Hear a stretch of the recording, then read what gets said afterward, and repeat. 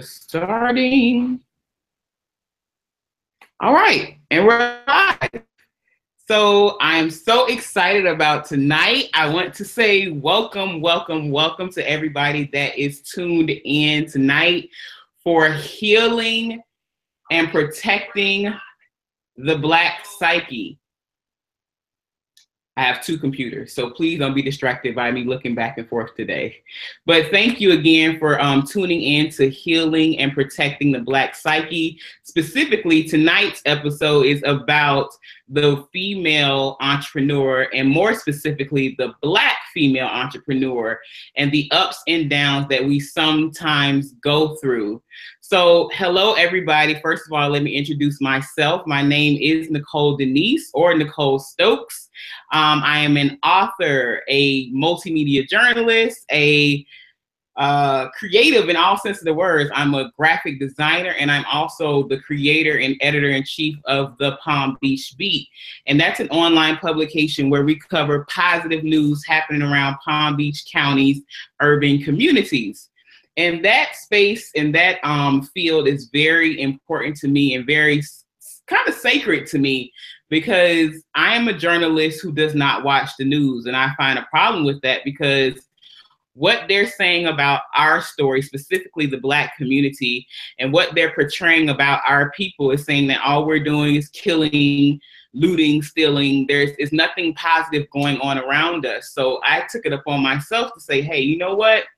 I know some great people in Palm Beach County, and I'm going to highlight them. I'm going to tell our stories correctly and from our perspective. So that is the whole lifeblood behind the Palm Beach Beat, and as well as expanding out into genres like this, which are open forums and conversations. So I always have these type of conversations one-on-one with people, and people call me. I've always been the advice giver, the go-to person for, you know, real talk, so to speak. That's funny because that was the name of my first blog, Real Talk with Nikki D. So I'm always the person who talks about these things, and people are like, if you want a straight answer, go ask Nicole. So I'm happy to bring this type of conversation to a bigger platform.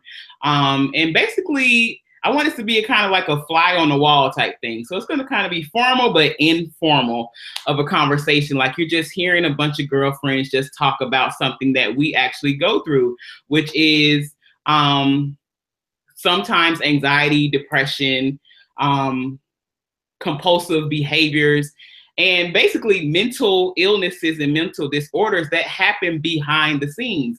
Because all of these women that I have here today are go-getters. They are money makers. They are movers and shakers. They're all these buzzwords. They are women on the move. They are strong Black women. But at the same time, behind the scenes, in the back, in the corner, there are things that we're dealing with that nobody wants to talk about. Nobody wants to say I'm stressed out. Nobody wants to say I'm tired. Nobody wants to say, you know, I doubt myself on the daily. Nobody wants to say that I deal with anxiety every day. Nobody wants to say that I may be depressed. Nobody wants to say that, hey, I have a therapist. I have a life coach. Nobody wants to say those things, because those things don't come off as being this strong Black woman. And tonight, I want to delve into that. So without further ado, I want to introduce my panelists, and I have them all muted right now, so I will unmute them, allow them to unmute themselves in a second, but I'm going to go ahead and read their bios quickly so you can know each person. And the first one I'm going to introduce is, and I'm going to click her picture, is Shawn Ho-Hing King, and she is the founder and chief executive officer of Talented Teen Club. Established in 2004, the Talented Teen Club specializes in building self-esteem, providing Palm Beach County youth opportunities to learn new skills in cosmetology and entrepreneurship. With more than 2 decades in the cosmetology industry, Shawn Ho-Hing King founded and managed Images Beauty Salon, where she serviced over 10,000 clients and crafted over 20,000 hairstyles. That's a lot of hairstyles. Ho-Hing King also earned the Salon of the Year Achievement in Jet Magazine 2009 edition, and as a regular volunteer and community ambassador The wife and mother of two, hopes to leave a lasting impression on Palm Beach County for her role as a great mother, supportive wife, lifelong entrepreneur, former single mother who beat the odds, and community servant leader. So please welcome Shawn Ho-Hing King. Our next panelist is Coach Debbie. Let me click her picture. All right, Coach Debbie, impacting people and communities for positive growth and holistic wellness is the mission of Coach Debbie. Essentialist, wellness counselor, and mental health advocate, Debbie leads the Your Life Matters social change initiatives for bringing global attention to mental wellness and suicide prevention in diverse communities. Under President Obama's administration, Debbie was invited to the White House for her Making Healthcare Better series on suicide prevention, and created the Mental Health Pledge GoFundMe campaign to raise funds for at-risk youth and disadvantaged families to receive free mental health services. That's big. Locally, Coach Debbie serves as a motivational speaker, mindfulness teacher, and holistic event organizer for numerous health, wellness, and corporate events throughout South Florida. In 2016, she was highlighted as Legacy Magazine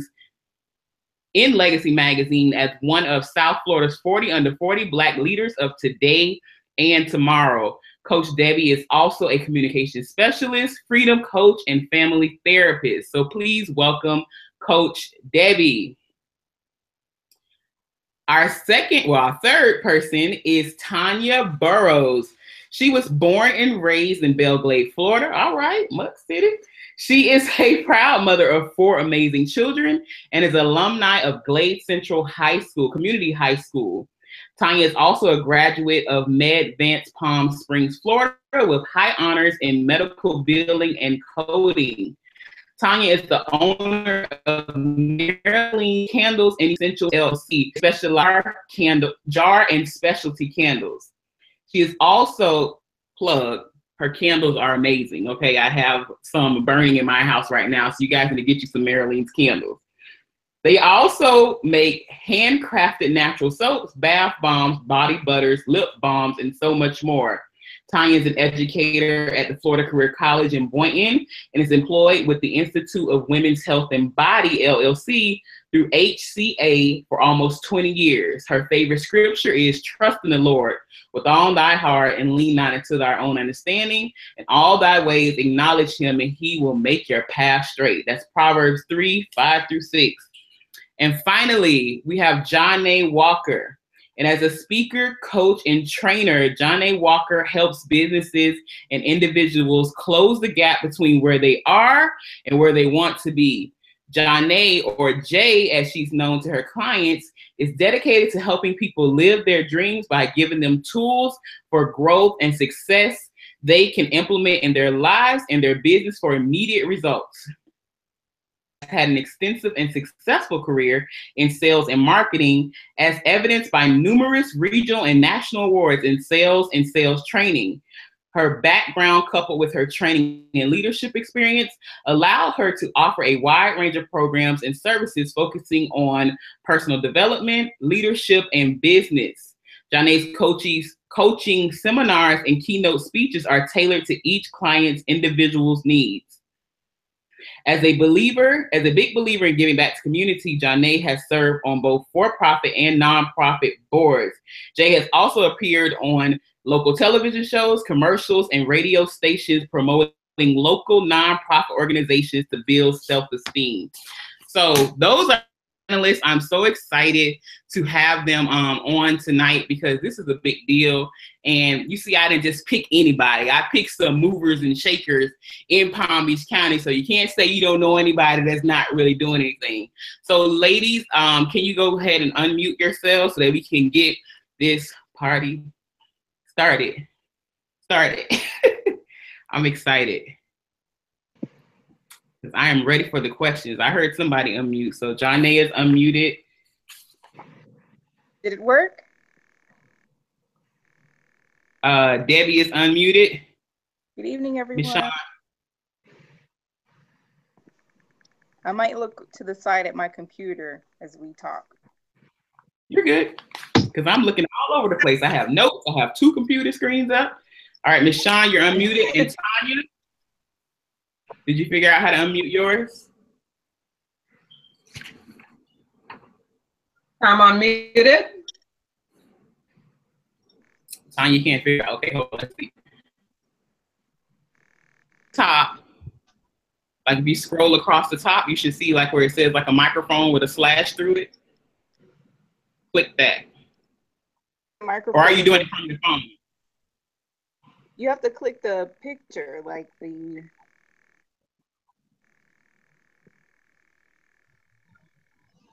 Did it pop out yet? Click whose picture? Her picture?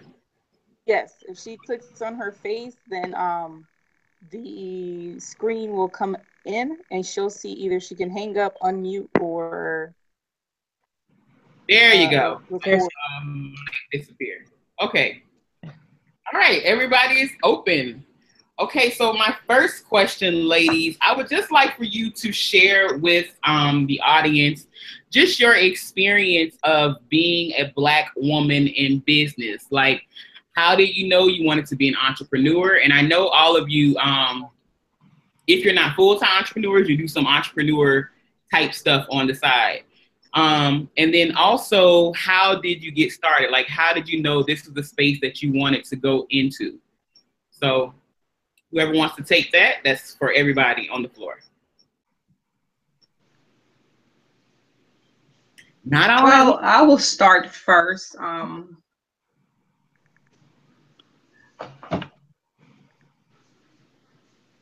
In high school, I normally do a lot of my friends' hair, also my own, and that was just a natural gift that I didn't know I could use to be an entrepreneur. Registered to go to school for nursing, and because everybody was going to school for nursing, so I figured that's where the money is. So I decided to go and register for school for nursing, and as I was coming out, I saw a class that was going on and I was curious. So I went home, I spoke with my family, and they were like, Shawn, you're already doing it. Why don't you just go to school for that? I got started with my natural talent, really. I'll go next. I have to be honest, I didn't want to be an entrepreneur. I wanted to be in corporate America. That's what I had always dreamt of from being a little girl, is walking in a high-tech building with a briefcase and a business suit on. My experience has been in corporate America that when someone that comes into an organization that maybe looks a little different via the color of their skin or their hair is different, a lot of times the opportunities might not be as plentiful. And so the way I got into being an entrepreneur is the doors were not opening as fast for me. So I decided to create my own door. And that's how I became an entrepreneur. Awesome. Anyone else want to share? I'll share. I started out, really wasn't looking for it, but along my entire life from high school, whether it was nails, certified nail tech, childcare, but never had something of my own. It was more like a vision with Marilene's. I had a dream that to do candles. It was like crazy. That's crazy. What do you mean do candles? That's not my thing. But a baker by nature, I enjoy baking and cooking. I said, well, that's more my speed. Went to my mom, talked to her about it, and just laughed it off. But it came to me again. I had another dream, and in that dream, it showed me where with candles that I could bring inspiration. And when it came to me, it was more clear, and I just stepped out on it. And I've been stepping out ever since on it. It's a year now into my business, and those prayers that goes into those candles, it comes back because my clients say, you know, when I light my candles, my house is so peaceful. I feel so calm. And those are the prayers that I pray over everything that I make. But I'm a true baker by nature, but I was able to transfer those skills into candles. So it's amazing. I love it. I enjoy what I do.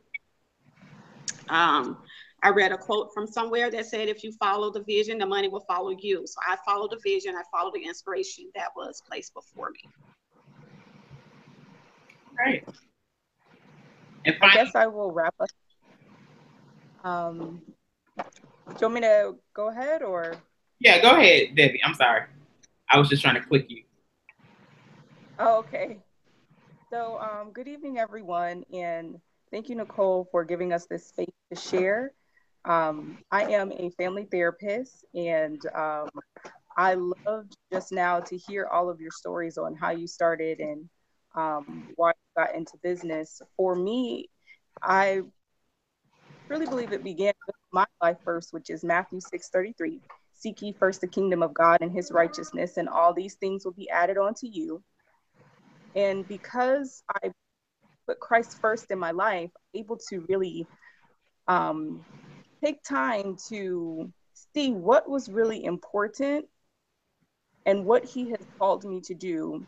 And that centered around mental health awareness, mental health counseling, reconnecting families, informing the community about the impact of trauma, and being able to provide them resources. So I, as a therapist in my business, I serve as a consultant for early childhood educators with Family Central in Broward. That's where I do a lot of my mindfulness seminars. I also have the opportunity to do a lot of community events with the Urban League. And now I have the opportunity to do a lot of family counseling. And sometimes for myself, because I'm a mom, so you'll see my little ones walking around too. And she's saying hi. You can say hi. Say hi, Leah. Okay. So that's pretty much why I started my business, a passion to really help families and form the community and make a difference within disadvantaged families. Awesome, awesome, awesome. So I want to dive into this idea because looking at this panel and then also considering myself, people like to call strong Black women. Oh, those are strong Black women. You know, she made her way. She's a mover and shaker. She's brave. She takes care of her home. She takes care of her children. She takes care of her man. She's smart. She makes money. She does all these things. She does it while she looks good with lipstick. Her body is snatched. She don't have to drink flat tummy tea. She don't have to wear a waist trainer. She don't do any of that. She just comes out like Beyonce says, I woke up like this, you know, and she is just it. She is a strong Black woman. So, Jaunai, I'm going to throw this out to you first. With that picture of this woman and this ideal that people like to kind of tag us with, you know, how does being a strong Black woman affect you as far as like your own personal emotions? Like, do you feel that you fit the bill when it comes to that idea or that definition of being a strong Black woman? If so, if not, explain to the audience, please. Well, I definitely do not fit that bill. I do not wake up like this. And I do need a waist trainer. So, you know, one of the things that has really, impacted how I see myself is watching all of these movies where you see, the very few positive, movies about people that look like us that are really strong and independent. They're everything that you said. And like I said, when I was a little girl, the thing that I wished for the most was to be that woman in that business suit with my briefcase, because that's what I saw and that's what I idolized. However, there's a lot of things that goes with that briefcase and that goes with that business suit.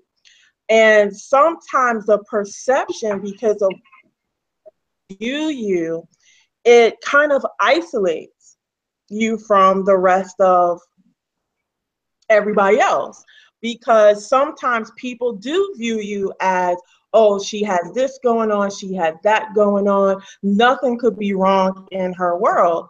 And that's absolutely not true. So a lot of times you see us making moves, you see us, out here, shaking things up, but sometimes we go home to ourselves. When the makeup comes off, the waist trainer comes off, the suit comes off, you're still left with all of these emotions that is thrown upon us outside. I mean, we get beat up in the corporate world. We get beat up in, trying to get ahead. We get beat up with our accounts and our customers. We get beat up in the dating world because we're seen as independent women. And sometimes people get this false sense of intimidation, and for myself, it throws me into a world of isolation, because no one reaches out to see how I'm feeling or how I'm doing. They just assume that I'm doing fine. So for me, it's a little lonely in this world by myself. Okay. The other ladies want to touch on that? Like, I'm going to add a follow-up question to that. So when this strong woman becomes weak, in a sense, and I'm using that as what people use as the opposite of strong. So when she is weak, what is she to do? Or how do you deal with that when you're not so strong, or you're not this perception that everybody desires you or thinks you are? That's for anybody. For me? Oh, okay. Anyone who wants to pick up on that. Well, I know for myself, I like to shop. I'll answer that. Been in business for 22 plus years and running 4 different corporations plus a nonprofit.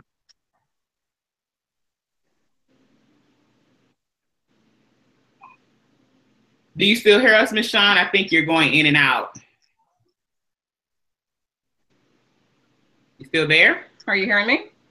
There you go. It's like a slight delay though. Okay, I'll start over. I said, yes, I'm here. Okay. Okay. Running a business for 20 plus years, 4 different corporations plus a nonprofit. Say the best advice focus is being to the true source, which is God for me. I don't look to the television. I don't look to other people around me for my strength. I pull from my strength from within with the word of God. And it makes it easy for me. Competition. I don't have a goal as per se for the world. I have a goal for life with God. And I try to do all my business ethically, treat my clients that I could do. And I try to connect with my Father, and that's my team player. That's my to-go-to person. And it makes it very easy for me to get up and do what I do on a day-to-day basis. And as I said, it's been 20 plus years and I still like what I do. Awesome. Anybody else want to piggyback off of that? Because I know for me personally, and having spoken to Ms. Shawn, her, like every time we come together, I'm just like, you don't know how you just changed my whole entire life in like 3 seconds. Like she'll say one thing and I'm just like, yes, of course. But I know for me specifically, I have a relationship with God, and but I still have these expectations that I put not only on myself, but that other people expect of me. They're like, oh, Nicole, she's the one. She has the answer. She knows. She gets it. She has the expertise in X, Y, Z. So sometimes I feel like I have to have the answers. I have to always appear strong. Even in my most weakest moments, there are times when I am like going through the ringer, but people would never know because I'm singing, I'm smiling, I'm still helping, I'm still full of joy, you know, as I give to others. But like, what does that look like for you? And how do you cope with that on the inside? Like when Jaunai says, when nobody is asking how you're doing, everybody's just saying, hey, give me some of that positivity. Give me some of that love. Give me some of that stuff you always give me, but nobody's trying to see if you're fueled and fueled up for, you know, for yourself. Anybody? That makes me think of two things. There is eustress and then there's distress. There's times when we get distressed, we get depressed, we get upset, we get frustrated, we get angry, normal emotions that we learn how to either cope with or that can become destructive. And it sounds like to me what you're dealing with and what even some of the other ladies on the panel shared really focus around eustress. Eustress is actually good stress. It's you being able to manage your day-to-day life, whether that's your schedule, whether that is your to-do list, whatever, however you describe your agenda for the day. But you recognize, you know, even with all these things that I want to accomplish, all of the expectations that I even have on my life, that there's a limit. I also need to set boundaries, and I recognize my shortcomings. And I think that is the biggest opportunity for us as leaders, for us as businesswomen, for us as moms, for us as aunts, for us as just supporters of each other, that we recognize, you know, I can't carry all of this on my own. I can't do everything alone. And because of that, I either need to seek support, or I need to take some time for self-care, or I need to reach out and talk to my friends, or of course, I would say always reach out, have an amazing therapist that you trust, or a life coach. Make sure you have resources and tools that you can easily get to without feeling shame, without feeling guilt, and just knowing that this is a part of who I am. This is what I do. So that would be my feedback on that question. Okay.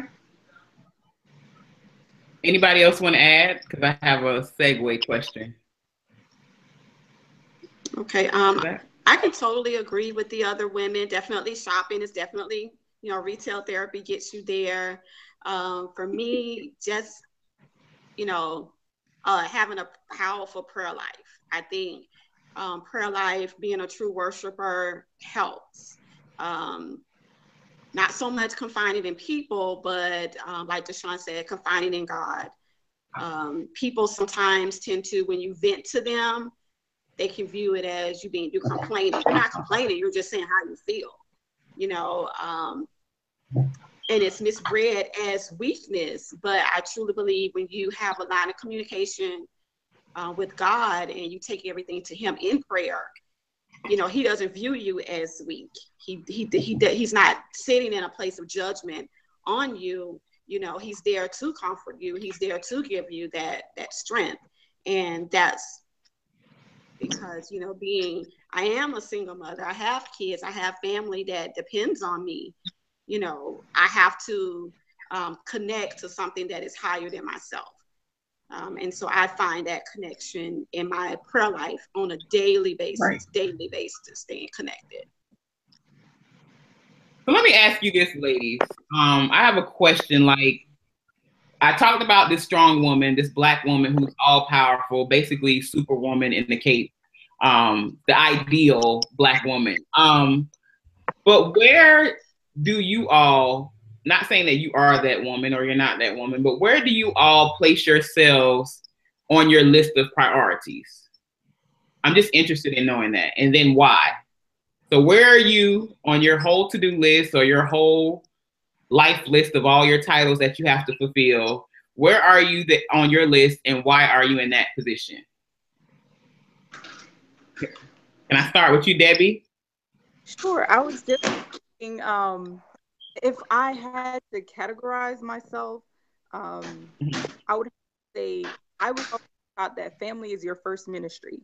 So for me, because I have children, they come first, and then I come second. And that sometimes can be controversial, especially within the counseling world, because many times people will say the metaphor or analogy, when you're in an airplane, something goes wrong, put on your own face mask first before you help someone else. Which I believe in a crisis situation, yes, that is important, because you can't help others if you're struggling or if you need life support. But I think on a daily basis, when you have a heart for service and helping others, that to me puts out in the universe the opportunity for blessings to come back to you. And I think that's one of God's biggest callings for us as women, if you are a mom, that you ensure you're doing the best that you possibly can for your children, because He's ultimately our provider and He will take care of us. We just have to continue to do our part. So that's where I think that I'm in the picture. Of course, God is always first and foremost in my life, just personally speaking. But when I'm looking at, where am I in the overall scope of things, I believe that my family even drives what I do, because I want them to have the best life, because I want them to do more and be successful. I strive just as hard. Okay. Shawn, tell me where you are as far as your priority, like on your priority list, where you are and why. As far as my priority, it's a tough one. I probably would say my children also, then probably my business, and then me. And the reason why I say it in the order that I say it in is because when you're an entrepreneur for so long, and your business take care of your household. As far as me, the children do come first. The house, the husband, the children, it's all in a package. They do come first. But then I normally would put the business, the nonprofit, the kids' needs that I try to meet on a day-to-day basis. And I try to cover that as much as I can. And then, so that's how I have it set up, which it should be probably me in the front for. But because I'm in the business of caring and nurturing and beauty, blending with all of that, I could get my hair done while I'm at work, and I could, while I'm at work, and I could do all the fun stuff in my work. So for me, it's more of a fun than actual work. It blends in all together for me. Okay, and just because you're kind of going in and out, and just for the audience sake, what I heard was that you said family. And just what I heard was that you said, now I'm getting a little bit of feedback. Hold on.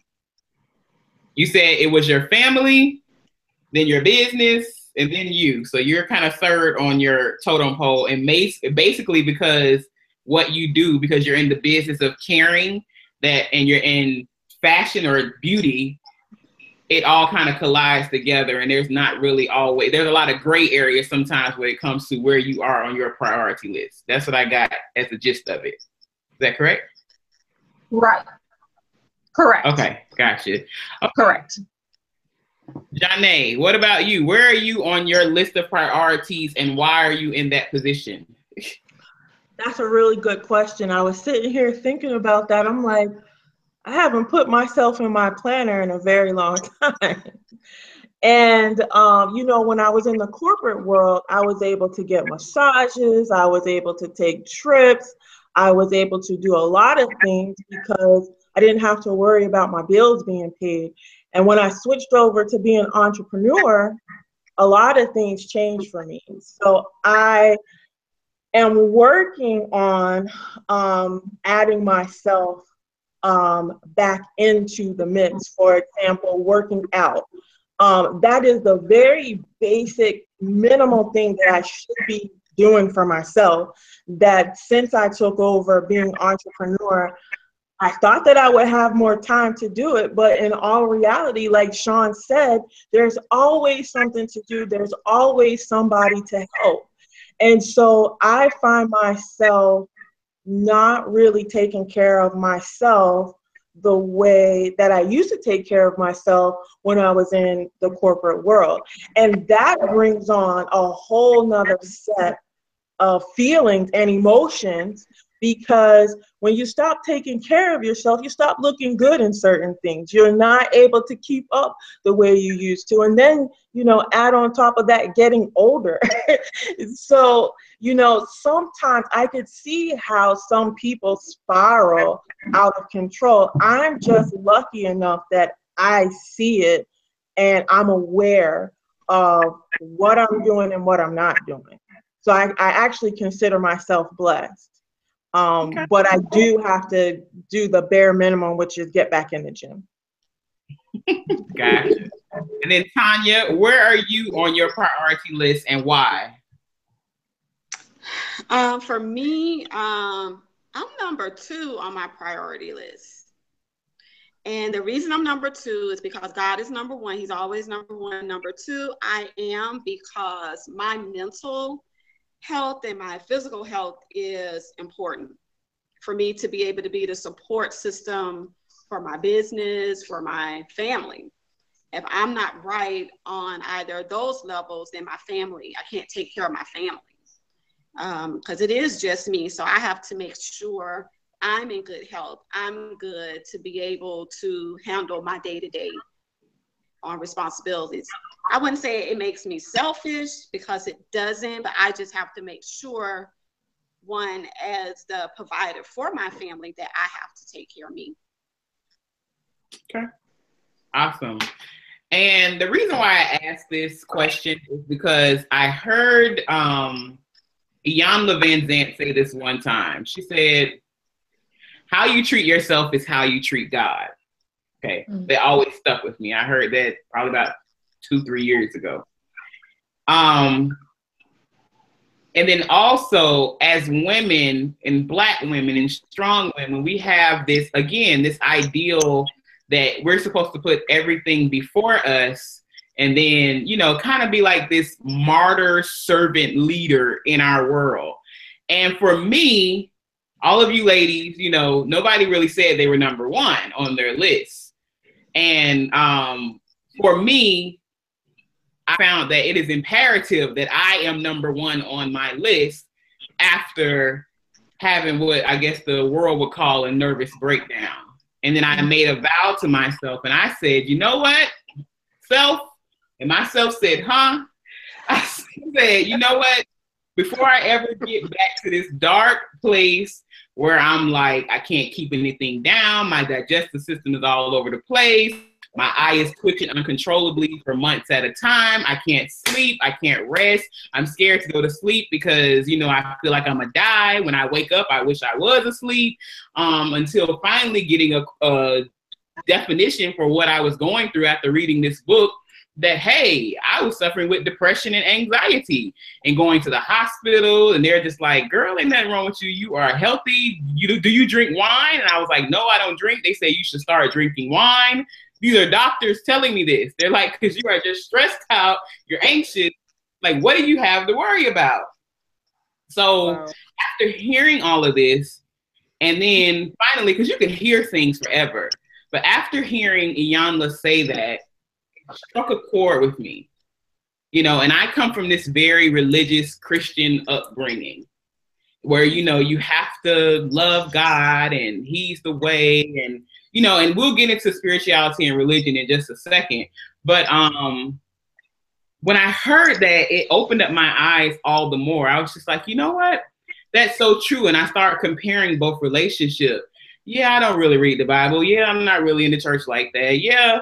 And then I realized, like, yeah, Nicole, I don't ask you how you're doing. Yeah, I'm not really into you like that. I don't like you like that either. Yeah, it was like everything, it was corresponding, like how I treated myself was how I treated God. So now, and I don't know if it's because I don't have kids, I don't have, you know, a husband or any of those major responsibilities, but I make sure that I am on the top of my list. And I know immediately when I'm not on my top of my list. Why? I start twitching uncontrollably, digestive system acts up. I start getting like cold, flu-like symptoms, and I'm somebody that never gets sick. That's when I know it's like, hey, like last Friday, I had to call out of work. I was like, I'm not going. And my only explanation was, yeah, I need a mental day. Because I made that vow to myself, like, no more. I will never allow myself to get to that place where I am actually manifesting physically sickness because I need rest or because I'm not putting myself as priority number one. So I'm not telling you guys what to do, where to put yourself on your list, but I'm always interested in seeing where women put themselves, because it's almost like it's a mandate, like this unwritten mandate that as this Black strong woman, you are supposed to be like at the bottom. And that's like your rite of passage. It's like, you know what? You done did 30 things today and didn't even take care of herself. High five. You know, that's what it's kind of like in our community. And I'm just kind of like, what? Where did they do that at? So, but then in other cultures, it's just like if she's sitting on the beach sun tanning and, you know, she drunk like 4 whatever you drink. I'm not a drinker, so I don't know what to call. She's living life. But for us, it's just like we have to just take on the grunt of the world. And then that's when we're living life as Black women. And that always bothered me, like that disconnect. So, I wanted to get into some stats really quickly about mental illness and specifically some of the things that ail the Black community and African-American community. So according to Health and Human Services Office of Minority Mental Health, African-Americans are 20% more likely to experience serious mental health problems than the general population. Common mental health disorders among African-Americans include major depression, attention deficit hyperactivity disorder, suicide among young African-American men, post-traumatic stress disorder or PTSD. And a lot of this is brought on by our community statistics show. So the what's the word? I don't want to say so. What's the word I'm looking for? The overexposure to violent situations or not as wholesome situations that some of us are exposed to, even the music we listen to, even like just the struggles of it being in our genes that our people were once owned people and they were not considered people. Like we went through slavery. Like that's still, in my belief, that's still in our genetics. And a lot of that we have to kind of like, not outgrow, like evolve past. That's what I'm trying to say. Evolve past some of those genes. But yeah, the next one I want to talk about as far as still statistics is specifically about clinical depression and how in the African American community is still kind of looked down upon. Like if somebody says they're depressed or they're actually dealing with depression, it's seen as weakness, gracelessness, and faithlessness in the Black community, specifically among Black women. Like it is unacceptable for a Black woman to be weak, quote unquote, according to these statistics. And then also some of the common statements that they say that reflect these misconceptions about Black women and depression is, why are you depressed? If our people can make it through slavery, we can make it through anything. Another one is you should take your troubles to Jesus and not some stranger or psychiatrist. So with that said, I want to specifically talk to Coach Debbie because this is her space, this is her arena. But I wanted to talk to you specifically about how do you convince or I don't know if convince is the right word. How could you motivate someone to look at another option or alternatives outside of their faith or their spirituality when it comes to their mental health? Because sometimes it wasn't a lack of faith why I was depressed. Me and God talked all day, every day, and I still could not get out of bed. And there were times where I did not want to go take a shower, like for 2-3 days. I was depressed. And it wasn't that I was not praying. It wasn't that I didn't love God. It wasn't that I didn't trust God. It was that I needed help. I just needed help, period. But how do you convince somebody or motivate somebody with this type of mindset that you take everything to God in prayer, but then when that doesn't work, then what? Like, we're still jacked up. So, Coach Debbie, if you can kind of help clarify that for our audience, I would be so grateful. I'm so elated that you brought up this topic. You know, my heart, life's work. This is what I call my career versus my calling, because as you shared, I thought about my journey and even my family. My great, so 5 removed, she was a sharecropper, and her mother before her was a slave in Dania, Florida. So the narrative that you share is real, and I am a descendant of slaves, and I'm also a descendant of Nigerian kings of the Yoruba community. My father is from Lagos, Nigeria, and when he moved here, he met my mom, and that's when he really learned about the African American plight. He realized the reality of slavery from my mother showing her grandmothers and the experience that they went through, and even just sharing her own upbringing. When my mother was a child, some people say, oh, no, not in America. But yes, she lived in a shack with a dirt floor. And she was not raised by her mother. She was raised by her great grandmother. So all of this plays a role in not only the work that I do today, but where I say science meets the Bible. So what does that mean? All of the trauma that our ancestors have experienced is passed to us through something called epigenetic. And this is something you guys, you take some time and Google it later. I won't go through all of the details, but I'll just give you the short version. Science has realized that you can pass trauma on to the next generation from the sperm and the egg. Wow. And it, for us in the Bible or in the faith community, we would call that generational curses, generational cycles. What's the other term that people like to use a lot in church? Oh my goodness, it slips my mind, but to know that when you're wondering, some people say, I never grew up with my dad, but everyone said I act just like him. Like, why is that? If I've never met him, if I've never seen him, science is actually showing this is why. He is a part of you, and any trauma even before him that has gone on in his family line is passed to you if it is not resolved. So this is where post-traumatic growth comes in. You'll start to hear that a lot in the mental health world. Resilience, that ability to overcome despite what you have gone through, because you've learned those lessons and you've decided, this is how I want to live my life differently. This is what I hope to achieve. And little by little, step by step, each day, I'm going to get there. I think something that we really have to dispel within the faith community for African American and just all of our community is that faith and mental health, they are not separate. It is not, if I don't pray, that God's not hearing me. If I go to see this counselor, then that shows a lack of faith. No, I want to tell people mental health has nothing to do with a sin. It has nothing to do with the devil bringing something to you, testing you, or trying to make you feel sick. Mental health is 3 things. It can, as I just shared, epigenetics.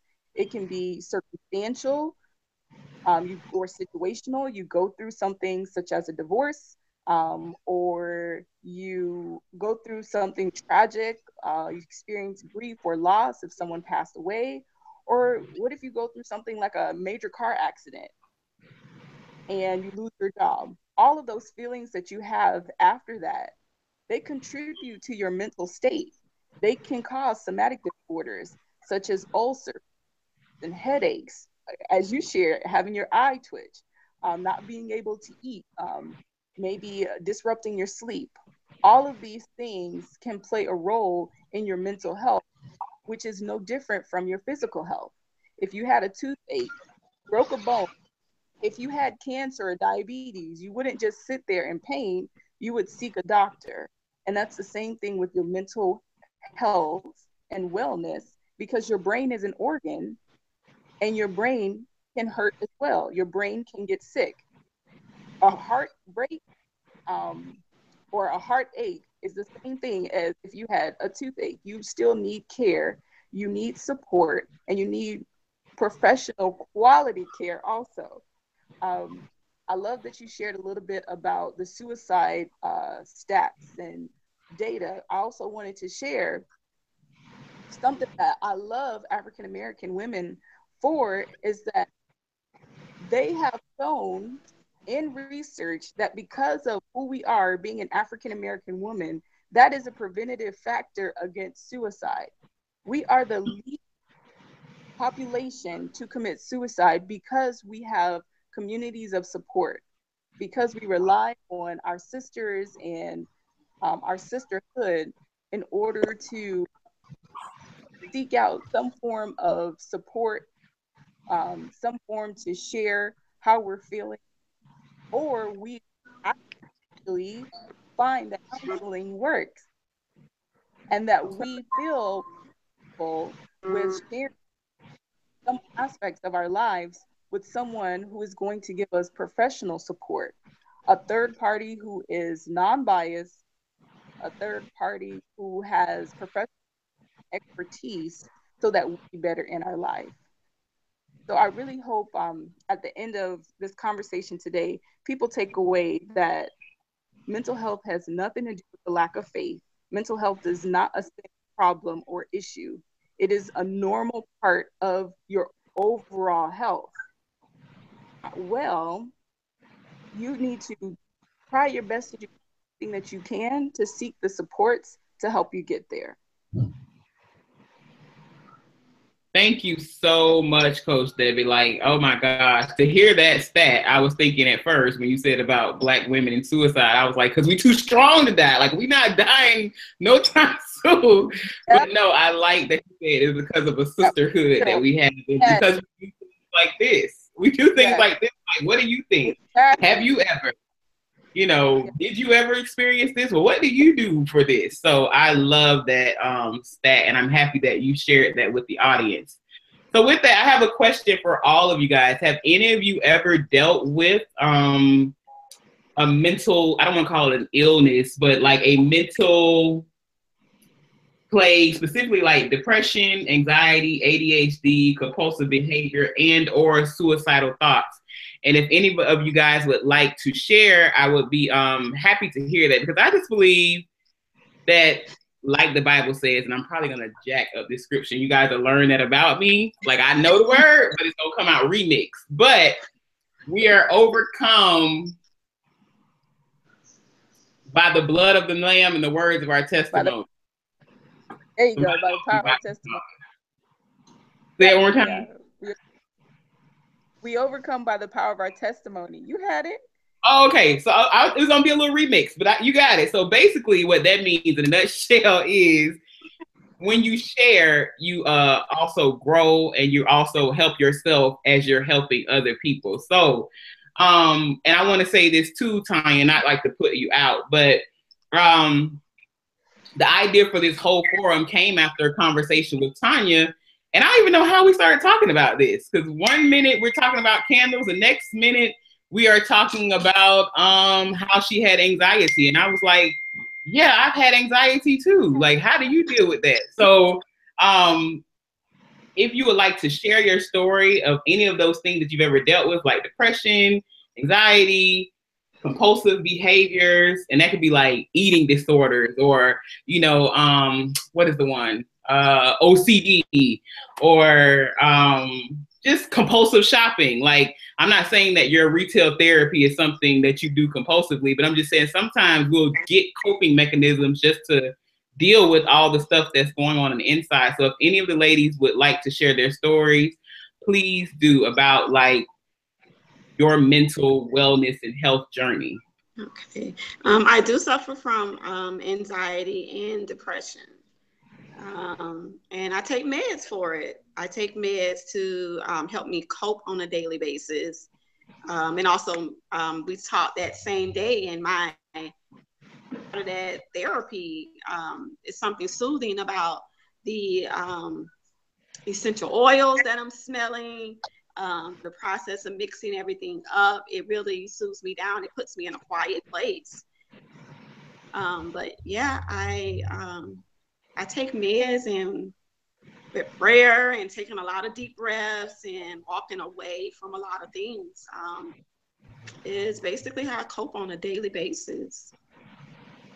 Thank you for sharing that, Tonya. Thank you. Like, that right there, astronomical, because a lot of people won't even share that. So I appreciate you for sharing that. Anybody else want to say something about their journey in mental wellness or mental health? I'll share, Nicole. About 2 years ago, I had a situation where I was just sitting in front of the TV on a normal Sunday, and one side of my body decided to go numb. And I went to the hospital, and they told me that I was having what they call a TIA, or a mini stroke. And I'm sorry? Yeah. No. Yeah, I was just like, I didn't know that. Yeah, about 2 years ago. And one of the things that really kind of struck hard was when I went through all the neurological testing, all the physical testing, they couldn't find any physical signs as to why that happened. So the next thing they turned to was, this is mental for you. This is all mental. This was brought on by anxiety. And I was like, you got to be kidding me. I felt like my body was like betraying me at that point. And mentally, I felt like, okay, am I about to go crazy? Because I didn't even know that I was that stressed out to where my body would just decide not to work properly. So at that point, I had to go and get, different counseling sessions to find out where my anxiety was coming from.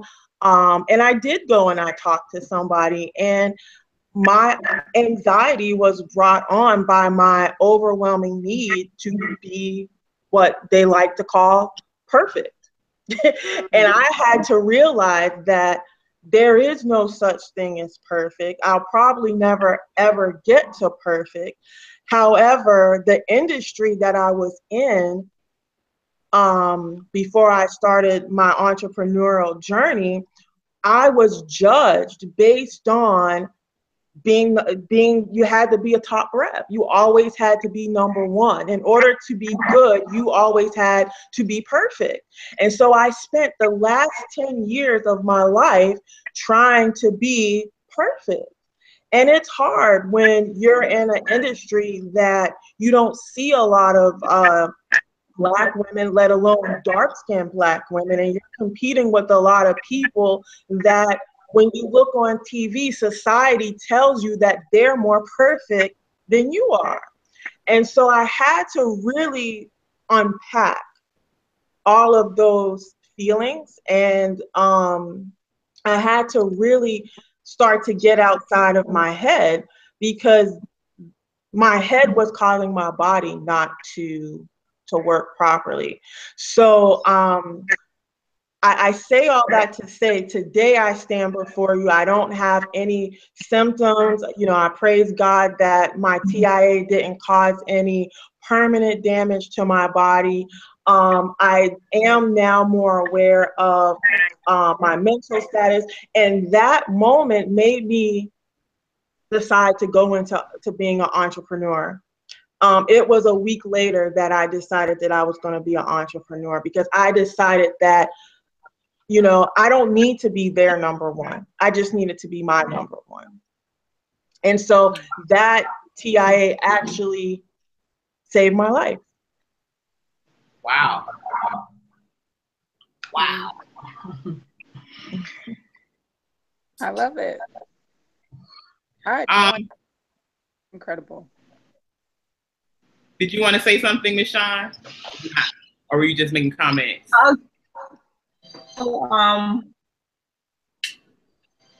Listening and thinking that how situation can really put us on the right track. Working with women, I don't get too stressed out and too crazy, because I work with so much women for all these years, and every single day is therapy for me. I mean, hearing all the stories with different women from all different life really keep me sane. And sisterhood is actually the key to mental health. Because when you talk to and experience similar situation, it really therapy for your brain. And because of my industry that I'm in, I go through this every single day. We could pick each other's life apart on micro job, and just talk constant about situation with your children and all that aspect of life, and it really gives you therapy time. So guys, you need to do your hair more often. It's really therapeutic. Yeah. It really helps with your mental health, because we talk about the craziest topics in the salons. It really keeps you sober. So for me, I've never really experienced a breakdown, or I've never felt when my clients explain anxiety, because on a constant is like I get to be scrubbed every day. That's what keeps me going. If my children are giving me an issue, and that have older children, and they give me nuggets. If I'm having problem with your husband, I can get the older 70-year-old that's been married for 30 years, and they give me nuggets. So even with your body, eating right, I can always pull from my sisters, and they give me nuggets. So I'm blessed and honored for my clients over the years. Wow. I love that, because I like, and I'm going to quote that too after this airing. It says, sisterhood is the key to mental health. Like, I love that. And that also feeds actually directly into the stat that Coach Debbie gave about Black women not committing suicide, because we have sisterhoods. Like, we talk these things out. So I definitely love that. And I want to just say thank you guys for sharing your stories, because boy, oh boy, oh boy. I just want to show our audience that we are not in this alone. Yes, all of us on the surface, we have it together. But yes, we've all dealt with things, and yes, we've all gone different routes. Like for Ms. Shawn, she said, you know, she has her clients. That's who she goes to. And then for Tonya, she said she takes medication. So she has gone to a psychiatrist and gotten prescribed certain medications to help her cope. And then for Jaunai, she said, you know what? It's this corporate world. I ain't perfect. Deuces, I'm going to go be an entrepreneur. That's what's going to help me stay sane.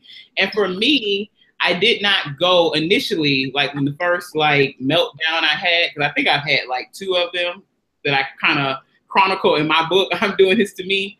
But in the first one, I kind of went, I don't know, like I have this thing, I'm a reader. I've always been a word nerd, and I've always been a writer. Like ever since I can remember, I would read all the time. So my teachers kind of show up in the form of books. somebody will hand me, hey, did you read this? You need to read this. Or I'll just be somewhere and this book just kind of like catches my eye, or I glance, and like I said, I'm a word nerd. So you can find me in a Barnes and Noble just walking around, like, or just sitting on the floor in a certain space. I'm like, I'll sit here and just take in the books, and all of a sudden something to catch my eye, and I'll just open the book to wherever it is. And by golly, if I don't read the first passage that comes out, and that's the word I need to hear. So like all my teachers and my therapy came from books like by Wayne Dyer or Marianne Williamson or Eckhart Tolle or Dr. Robin, I forget her last name, but she wrote the book Hungry. She used to work for Oprah. Like those books were like my teachers to help me get through this pit. And the one that really changed my life and really gave me the language for knowing that I was depressed, because I didn't know this, was this book called Black Pain. And the subtitle is We Only Look Like We're Not Hurt. We only look like we're okay.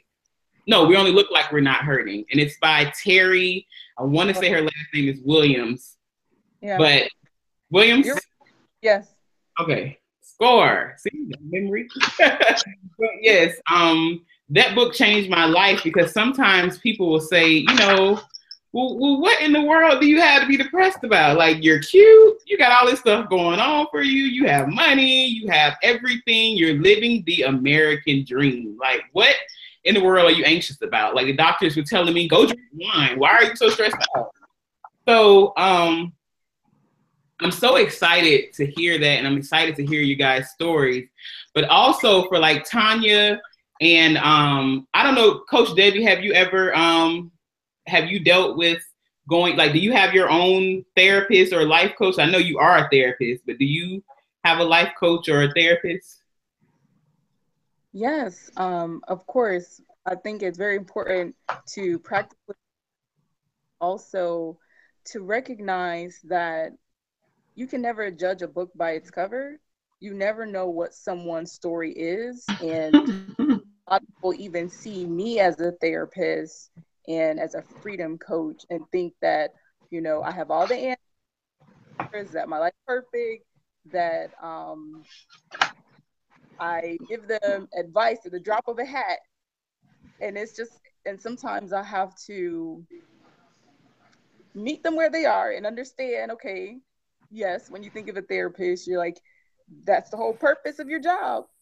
However, I also want them to know that I'm human too. I have my own life. I have my own past. I have my own family. I have my own past traumas. It took me 31 years before I was able to tell my mom that I was sexually abused at 4 years old. And when I told her, she was livid. She was so upset. She wanted to call her friend's son and say, you know, when did this happen? Why did this happen? I said, Mommy, it's okay. You know, I am past that point. I have forgiven him. They probably have never addressed it. And at this point in my life, I want to continue to heal and get better for myself and for my children, but also for my story to help inspire other women. Through that journey, I also learned that growing up from high school and middle school, my mom struggled with bipolar depression. She shared with me that she had suicidal ideations or suicidal thoughts. And that floored me. I didn't know what to say or what to do at that time, because I was not even in the mental health field.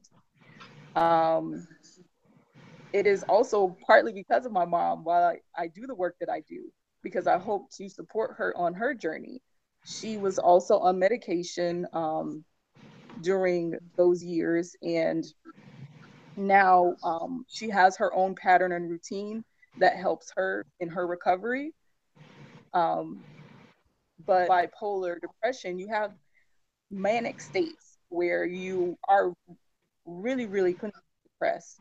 You may have some irrational thinking. So growing up and learning of all the things that you went through, it was like a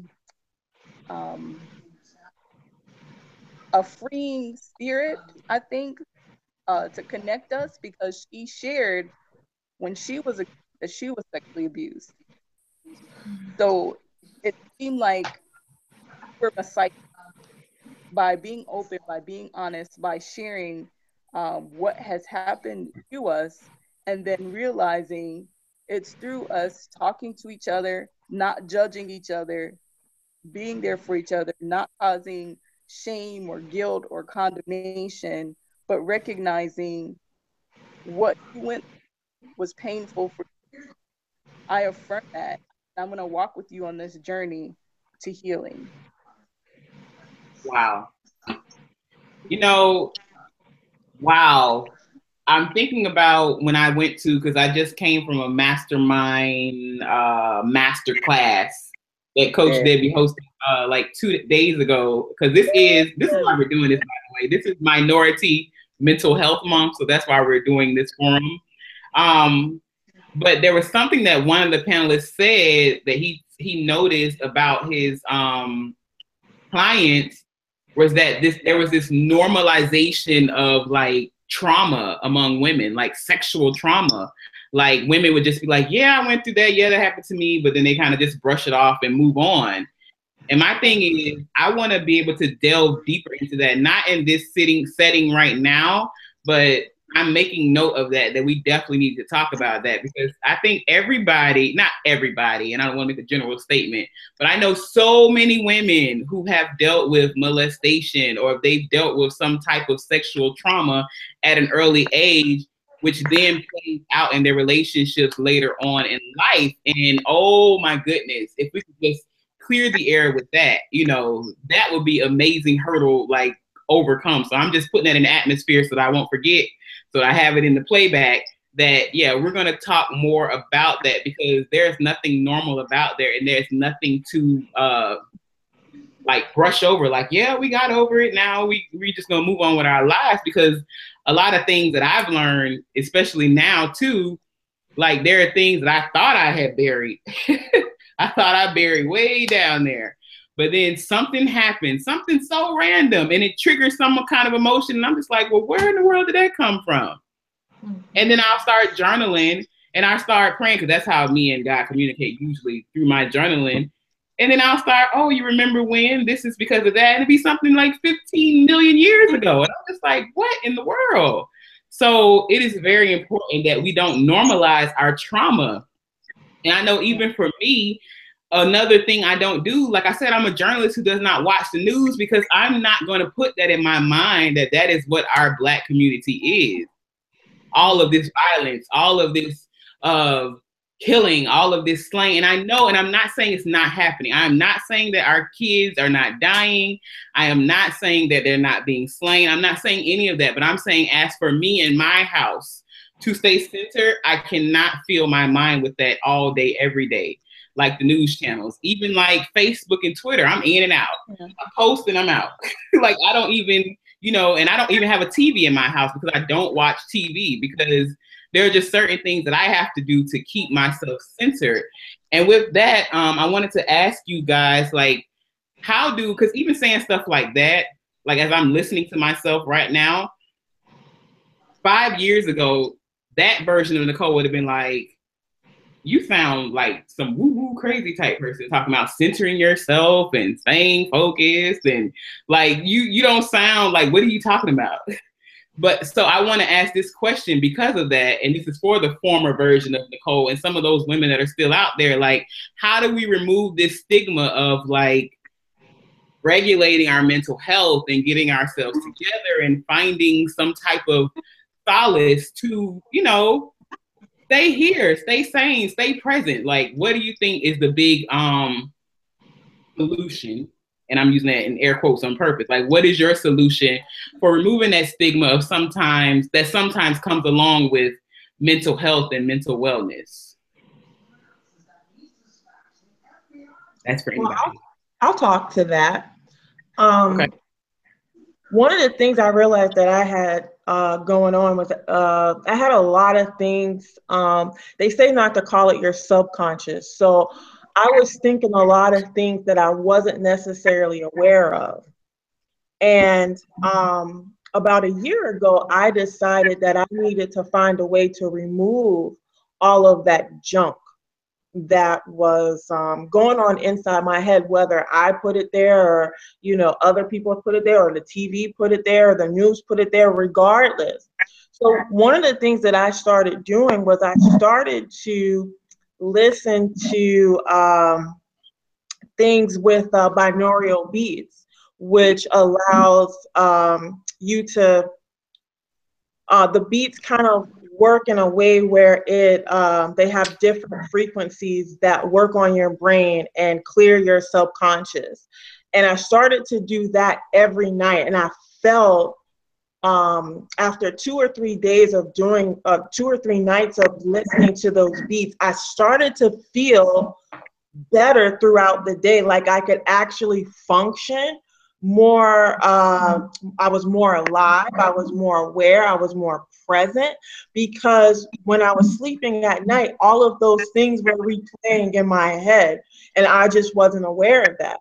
So when I started to get success with that, I started to look into more meditation, particularly in the morning.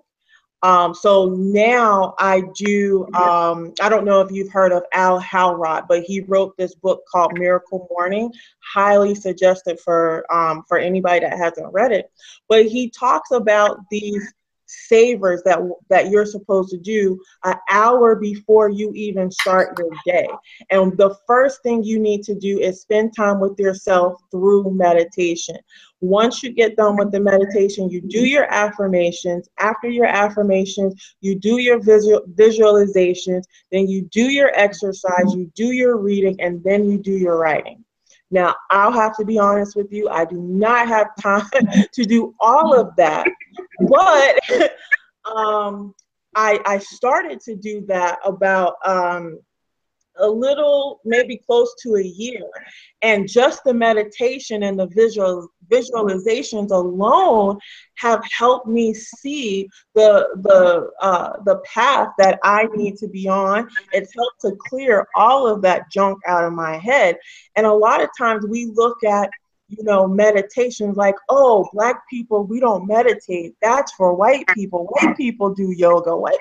No, this is something that we need to do in order to clear our space, our mental space, and get focused about what we need to do in our everyday life. And so I encourage everybody to, if you haven't yet began to experience meditation, to even try some guided meditation at first, because I'm gonna tell you, meditation is weird at first, because you're just sitting there by yourself and your head's like, what the heck is going, what are you doing? You look weird, you're crazy, and you could be asleep right now. So I encourage everybody to try guided meditation at first. Just start off 10 minutes first thing in the morning and see if that definitely helps you get your day off to the right start. And if you think that's weird, play some, go on YouTube, it's completely free, look up binaural beats, okay? Find some for stress relief, find some for anxiety. You can find a beat for almost everything that you think that you're suffering from, and you can listen to that while you're asleep, and you can see for yourself if it'll help you in the next couple of days. It's not going to cure everything, but you might find that it'll give you a little bit more focus. Awesome. Thank you so much for that. Yeah. Anybody else want to share how they believe you can remove the stigma when it comes to like mental health and mental wellness in the Black community? I think being open to exploring different types of holistic resources is an opportunity for us to help ourselves and to show others that there are great ways to relax, that we can get self-care and get peace of mind. I love what Jaunai just shared in regards to the beats, but then also the meditation. I highly recommend mindfulness. And mindfulness is simply the practice of being present in the moment without judgment, being able to honor where you are and recognize the space that you're in without giving any type of judgment or second guessing yourself, just truly being present and in the moment. I think that would help us a lot throughout our day as we're having different feelings, as we're having different thoughts, to be able to set some mental boundaries to say, you know what, I'm gonna rebalance myself. I'm gonna use some mindfulness and just check in with where am I and how am I feeling? And when I'm ready to move forward, I will. So it's kind of like resetting your brain in a way. And it's free. Mindfulness is completely free. And I know sometimes everyone can't pay for therapy sessions, or maybe they don't have insurance, whatever the financial issue may be. There are, as even Jaunai said, free things that you can do for your self-care and for your mental health and wellness. YouTube has a wealth of videos. On my website, dmempowers.com, I also have free meditations and articles where people can get more information. And I wanted to share, sometimes people neglect the everyday things. Earlier, I think it's Tonya, right? Yes. Yes, you had shared about your essential oils and your candles. I think that's because a lot of people forget going to our herbal foundations and using things and plants that, you know, our great-great-grandmas would use if we were sick, but today we're like, no, I'm just going to the store, buy something. No, break out that ginger and use it when you have stomach ache, or if you have indigestion. Thyme is a great fragrant herb. It's great for cooking, but it also helps with your heart cell membranes, kidney, brain. Let's see. I'm looking up a few things that I had wanted to share for natural remedies that, you know, we can try on our own. Lavender is also great to relieve pain, skin disorders, helps keep your hair healthy. Something else, peppermint. I love peppermint. I love the smell of it, especially for essential oils. But it helps with your coughs and your colds and asthma and allergies and even tuberculosis. And then just the last one I'll share is, garlic. Many of us use garlic in our food, but we don't realize how beneficial it is for us. It can reduce inflammation. It can improve your cardiovascular health and circulation. And it really is seen as an antibacterial agent to help prevent any antiviral and antifungal effects. So I want people to be mindful and look around them. What do they have that's a natural plant, that's a natural vegetable, that's a natural fruit that they can take and really focus on their mental health and wellness without having to worry about, I have to pay for this class, or I have to pay for this. Everyday things that you can do to improve your health. That is so true. And I will chime in with. Okay.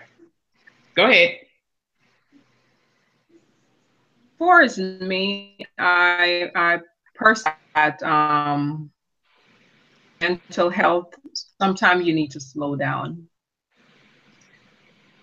We have so much events, we have so much people pulling this way, that way, and we everything. And it's okay to say no. As I need to take a me time. I need to relax. I need to spend more time with my children. I need to spend more time with my boyfriend, my husband. I need to go to the beach and just do nothing.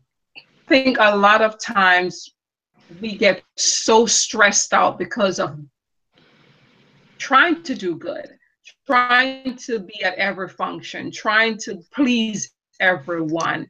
And it puts yourself into this tailspin of, I handle this.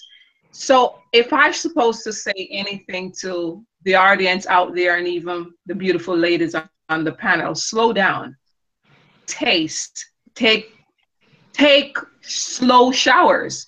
Don't jump in and take 2 seconds and jump up because you have to go to that next function. Take slow showers. Lotion yourself slowly. Brush your teeth slowly. You know what I mean? Smell. You know what I mean? Spend the time to even look. A lot of us don't even look up. We don't even know how the stars look, how the sun. Just take the time to chill.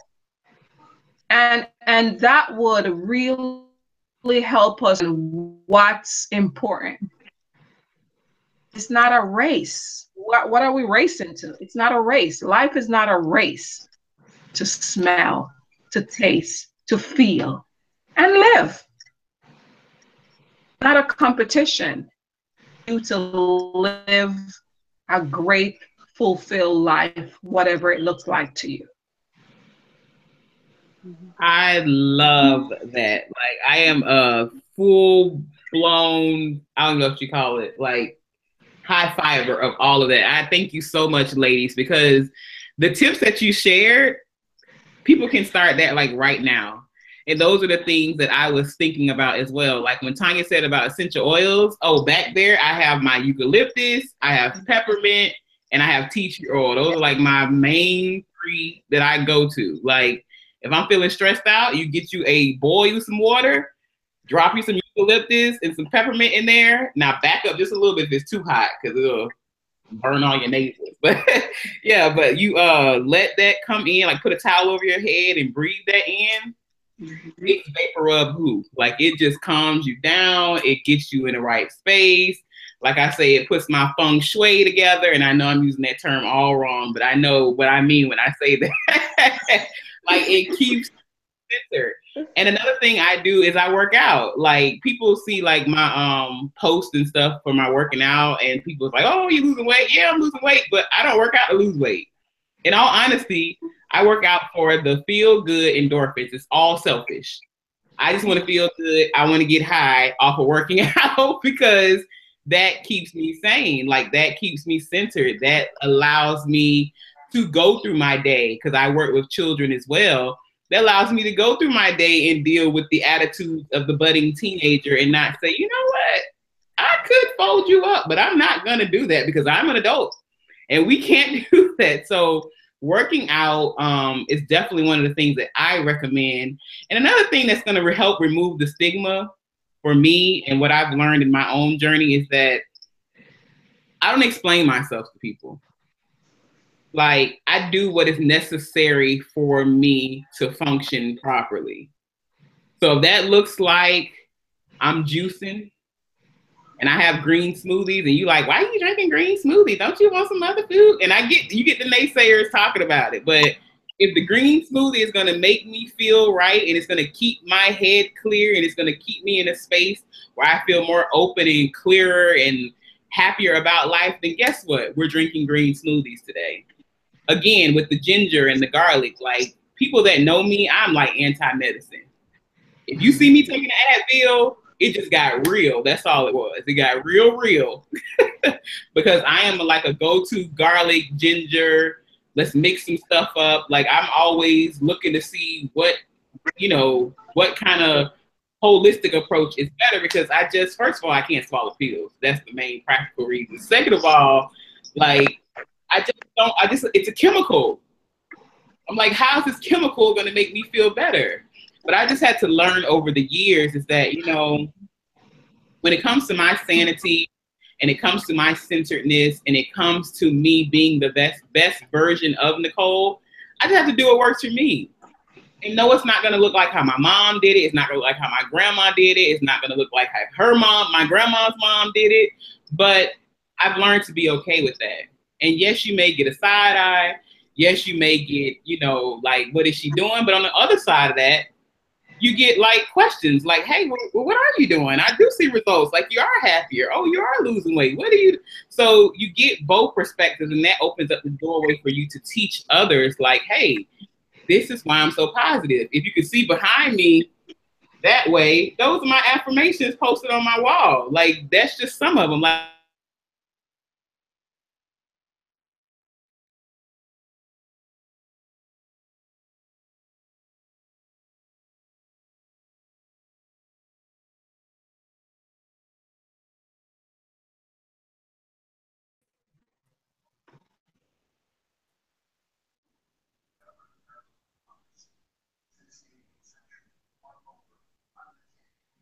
ladies an opportunity to go ahead and share like what they're doing, because we're all entrepreneurs. We all have stuff going on. So if you guys could just tell the audience like how they can reach you, how they can contact you, what kind of services you have going on, what kind of events are coming up for you, if you guys could just go ahead and take it away. So I guess we'll start with Coach Debbie. Okay, sure. So we just had an amazing masterclass for mental health with the Urban League of Palm Beach's young professionals, where I serve as the health and wellness chair. And I also serve as the co-chair and president of the Palm Beach Association of Therapy. And with both groups, we are working with the TJ Leroy Medical Society on August 5th for their health fair. So you can find out more information there. Before then, July 29th, actually this Saturday, we will be at Missionary Tabernacle Baptist Church in West Palm it's for another health fair that we will be promoting information about mental health awareness. This Sunday, July 30th, on Twitter, for anyone who's on Twitter, Instagram, Facebook, please support me. I am at EM Empowered. And we will be doing a Twitter chat on mental health in the church, because we want to really dispel all of the mental health myths as it concerns our faith. I've already shared that mental health is 3 things, and it can be a chemical imbalance, it can be biological, and then third, it can be circumstantial, a situation that you're enduring and at time to overcome. So please, I look forward to supporting all women and children out there. Go to my website, DM Empowers, to find out more information. I give a free 30-minute consultation, and then we can talk about whether you're looking for coaching or counseling. Awesome. Ms. Shawn? We have a couple of events coming up for the Miss Beautiful pageant. On this Saturday, we have the Back to School Bash in Delray Beach. For 23rd, I'm inviting all you beautiful young ladies to come out and support our teenage girls for the Miss Beautiful pageant. And that is September 23rd at 4 p.m. at the Royal Palm Beach Golf. And you can get more information on our website at www.teenclub.org, or you could call us at Fun 649-1234 and see all the stuff that we are doing in the community. Also, I only do VIP clients here. So if you are a VIP, you could hit me up and I could give you a full makeover for your webinar or your next great events that's coming up. Have quite a few VIPs. We can tell you about our great work that we do over here in Green Acres. So once again, that telephone number, 561-649-1234. Thank you. Awesome. Thank you. All right, Jaunai.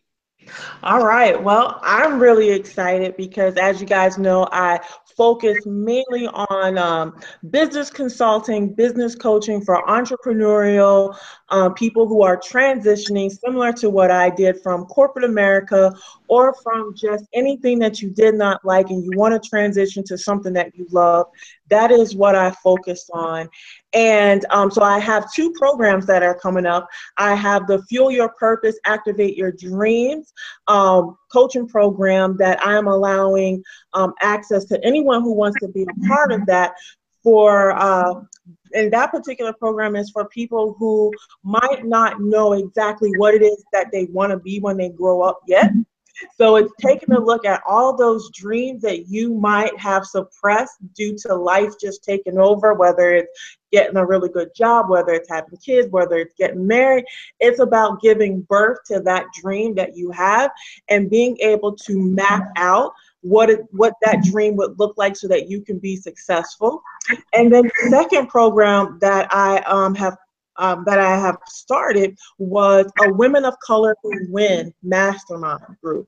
And that is for us women who are so happy to be, you know, successful and professional, whether we're in our career or whether we're in our business, and we just want to continue to win.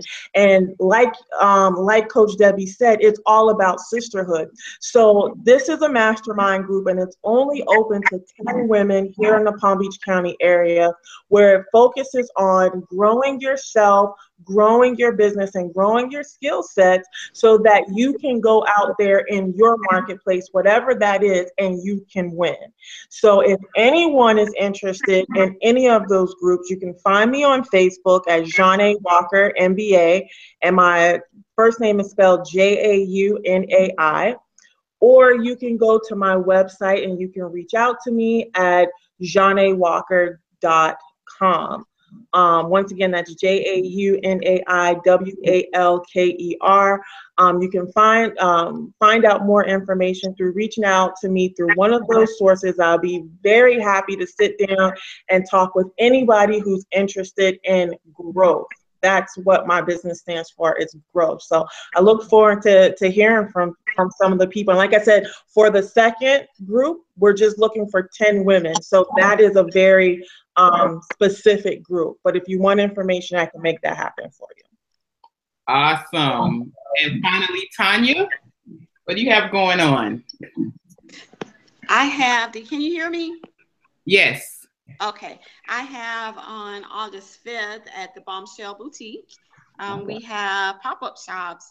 So you ladies, if you want to come by, we have some amazing candles and body butters and a lot of awesome things is going to be going on, as well as other vendors are going to be there with their handcrafted gifts, and it's going to be an exciting event. So I'm looking forward to it. I love it. I think it's great to fellowship with other amazing women, and just excited about it. But yes, August 5th, please come out and fellowship.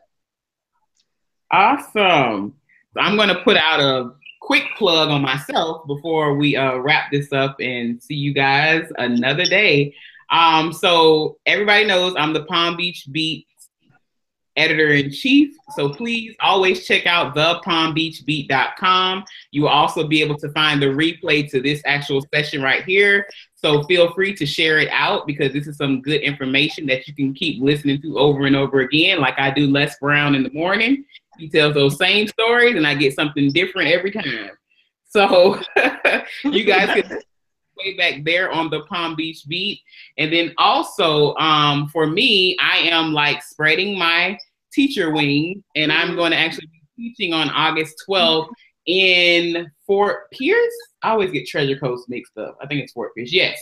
Fort Pierce, Florida, at the, what is it called? Hold on, I'm looking at it. The first Treasure Coast Minority Business Expo. And basically, I'm going to be teaching a session about living life and running business on your own terms, because I've been an entrepreneur since 2013. And I figured out how to stay centered doing all of that, like figuring everything out. So people always ask me, how do you start a publication? How do you start a media company? How do you do this? Blah, blah, blah, blah, blah. So I'm going to be teaching that there at 1 p.m. on August 12th. And it's going to be at the Havard L. Finn Center at 2000 Virginia Avenue in Fort Pierce, Florida. So if you guys want to come out, I hope I'm going to be able to videotape it. So I'll probably have that for people to watch, like my session. But yeah, this is just another avenue I'm going out into. That's why I'm making sure I'm pushing myself into these forums, pushing myself into these teaching and speaking engagement opportunities, because this is what I love to do. Like, I love to talk. I love to have these type of conversations. It's what I do anyways. So I want to make sure that we get this information out to a larger platform. So with that, ladies, are there any closing remarks that anybody wants to give about mental health, about being a Black woman, about, dispelling myths about mental health? Is there anything that anybody wants to say? I just want to say, hold on to your sisterhood and never forget that your life matters. no matter what you're going through, no matter what you see other people doing or even not doing, right where you are, with all that you are, your life matters. So awesome. Anyone else? And I will close. Go ahead, Jaunai. No, I just want to say that, you know, sometimes we get really hard on ourselves if we have a bad day. I just want to remind everybody it is okay to have a bad day every once in a while. But what's not okay is to just sit there and dwell in it for days upon days. So, you know, it's okay. You're going to be all right. Just keep pushing no matter what. Just push through and push forward. That's what I want to remind everybody. Ms. Shawn. And I will close. You're in the race by yourself. You're in the race by yourself as far as there is no competition. Your own pace in whatever you're doing. We quote today, sisterhood is the key to mental health. That's going out like today. As soon as we get off of here. Tonya, did you want to add anything? Yes, just being transparent to who you are, being true to yourself, loving you unconditionally, definitely keeping a prayer life is important. Sisterhood is, oh my God, it is the icing on the cake to a lot of what we go through as Black women, and just sticking together and being there, being a support for each other. And I think we'll be okay, you know, put our blinders on and just keep moving forward. As long as we're moving forward, we're not going backwards. So, and thank you, Nicole, for this opportunity. I feel better this evening. I feel great. It's very cathartic. Thank you, ladies. Thank you, ladies. I was just about to say thank you. Thank you guys for sharing your story so candidly and so openly, because like I said, it was always my ultimate goal to show other people that we're not out here by ourselves. We're not in these streets by ourselves. That's how I like to talk. We're not in these streets by ourselves. So, yeah, thank you, ladies. I think you all are awesome in your own right. I admire each and every one of you, which is why I asked you to be a part of this. And onward and upward. Like, I only see growth and maturation and everything awesome for all of us. So I'm excited. I know that our audience got something out of it, and our audience got to see different sides of all of us, and then see, like, we're all multifaceted, but we're all out here making it work. So I'm excited. Thank you guys so much for this broadcast. And yeah, good night, everybody. Bye. Good night. Thank you.